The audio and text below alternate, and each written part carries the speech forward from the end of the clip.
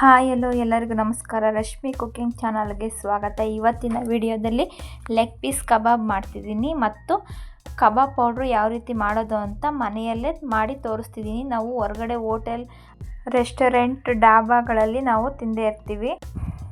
ಅದೇ ರುಚಿಯನ್ನು ನಾವು ಮನೆಯಲ್ಲೇ ರುಚಿಯಾಗಿ ಯಾವ ರೀತಿ ಮಾಡ್ಕೊಳ್ಳೋದು ಅಂತ ತೋರಿಸ್ತಿದ್ದೀನಿ.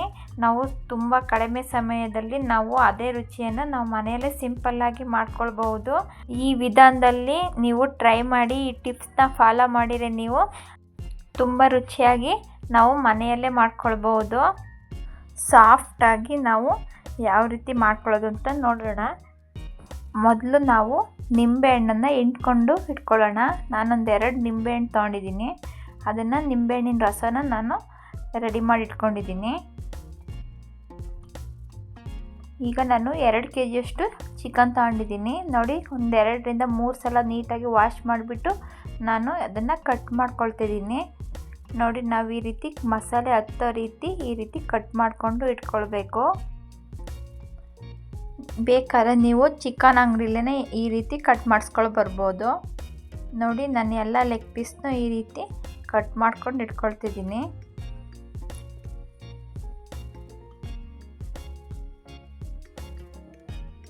ನೋಡಿ, ನಾನು ಎಲ್ಲ ಚಿಕನ್ನು ಈ ರೀತಿ ಕಟ್ ಮಾಡಿ ಇಟ್ಕೊಂಡಿದ್ದೀನಿ.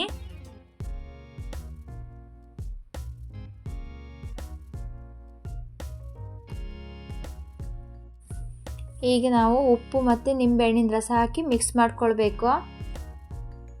ಒಂದು ಅರ್ಧ ಟೇಬಲ್ ಸ್ಪೂನಷ್ಟು ಉಪ್ಪು ಹಾಕೊಳ್ಳೋಣ. 2 ನಿಂಬೆಹಣ್ಣಿನ ರಸ ಹಾಕ್ಬಿಟ್ಟು ನಾವು ಮಿಕ್ಸ್ ಮಾಡ್ಕೊಳ್ಬೇಕು. ನಾವು ನಿಂಬೆಹಣ್ಣಿನ ರಸ ಹಾಕೋದ್ರಿಂದ ಅದು ಸಾಫ್ಟಾಗಿ ಬರುತ್ತೆ. ನೋಡಿ, ಎಲ್ಲ ಚೆನ್ನಾಗಿ ಮಿಕ್ಸ್ ಮಾಡ್ಕೊಳ್ಳೋಣ. ಎಲ್ಲ ನೀಟಾಗಿ ಮಿಕ್ಸ್ ಮಾಡಿಬಿಟ್ಟು ನಾವು ಒಂದು ಅರ್ಧ ಗಂಟೆ ಅದನ್ನು ನೆನೆಯೋದಕ್ಕೆ ಬಿಡಬೇಕು.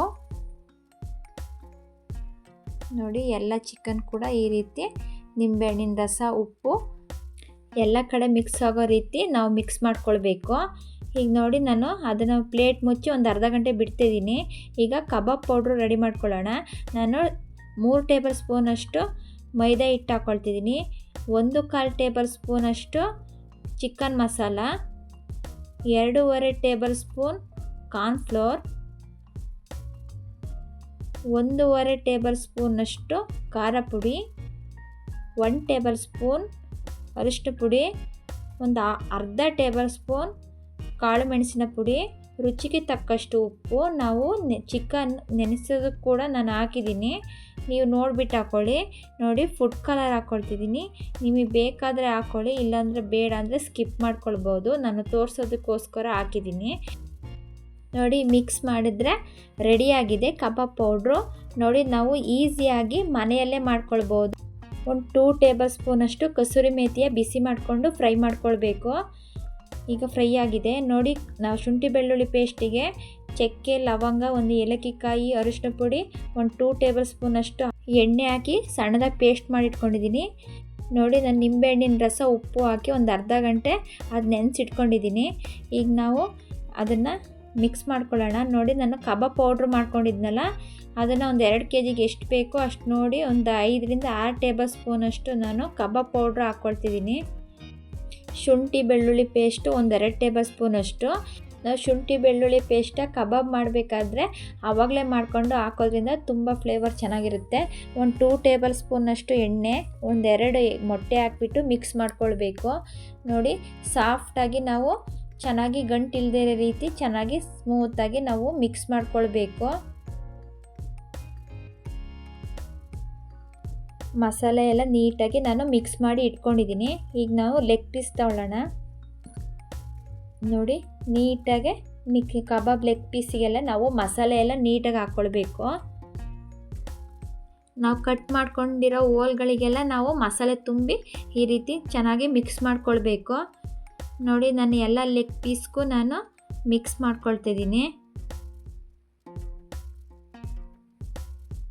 ನೋಡಿ, ನಾನು ಎಲ್ಲ ಲೆಗ್ ಪೀಸ್ಗೂ ಮಿಕ್ಸ್ ಮಾಡಿಕೊಂಡು ಇಟ್ಕೊಂಡಿದ್ದೀನಿ.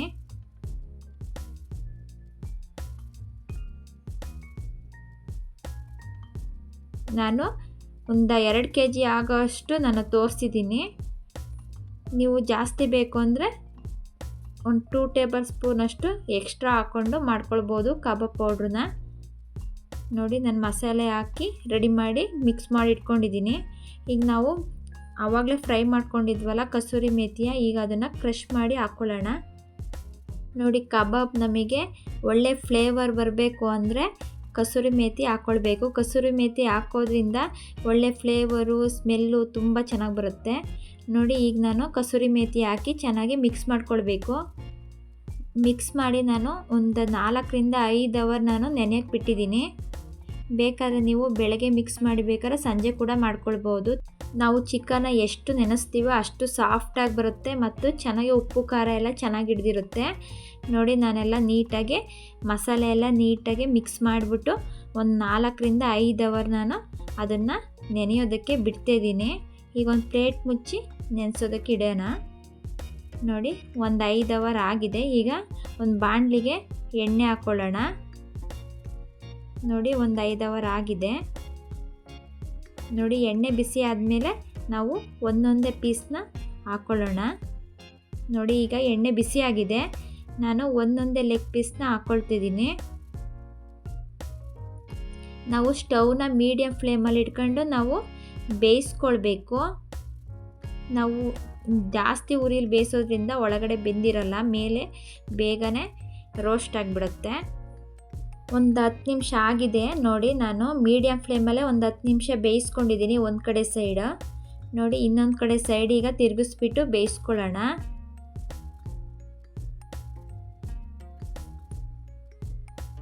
ನೋಡಿ ಎಲ್ಲ ಲೆಗ್ ಪೀಸ್ ಕೂಡ ನಾನು ತಿರುಗಿಸ್ಬಿಟ್ಟು ಬೇಯಿಸ್ತಿದ್ದೀನಿ.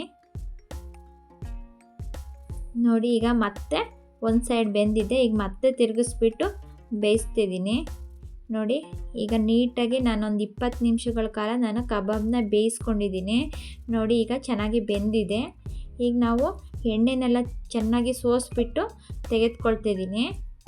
ಒಂದು ಪ್ಲೇಟ್ಗೆ ಹಾಕ್ಕೊಳ್ಳೋಣ. ನೋಡಿ ಈಗ ಎಲ್ಲ ಲೆಗ್ ಪೀಸ್ ಕೂಡ ನಾನು ತೆಗೆದುಕೊಳ್ತಿದ್ದೀನಿ. ನೋಡಿ ಎಲ್ಲ ಚೆನ್ನಾಗಿ ಬೆಂದಿದೆ. ಈಗ ಎಣ್ಣೆನೆಲ್ಲ ಸೋಸಿಬಿಟ್ಟು ತೆಗೆದಾಗಿದೆ. ಈಗ ಮತ್ತೆ ಅದೇ ಎಣ್ಣೆಗೆ ಉಳಿದ ಲೆಗ್ ಪೀಸನ್ನು ಹಾಕ್ಕೊಳ್ತಿದ್ದೀನಿ. ನೋಡಿ ಉಳಿದ ಲೆಗ್ ಪೀಸ್ ಕೂಡ ನಾನು ತಿರುಗಿಸ್ಬಿಟ್ಟು ಬೇಯಿಸ್ತಿದ್ದೀನಿ. ನೋಡಿ ಎಲ್ಲ ನೀಟಾಗಿ ಬೇಯಿಸ್ಬಿಟ್ಟು ತೆಕ್ಕೊಳ್ತಿದ್ದೀನಿ. ನೋಡಿ ಲೆಗ್ ಪೀಸ್ ನಾವು ಮೀಡಿಯಮ್ ಫ್ಲೇಮಲ್ಲಿ ನಾವು ಬೇಯಿಸ್ಕೊಳ್ಬೇಕು.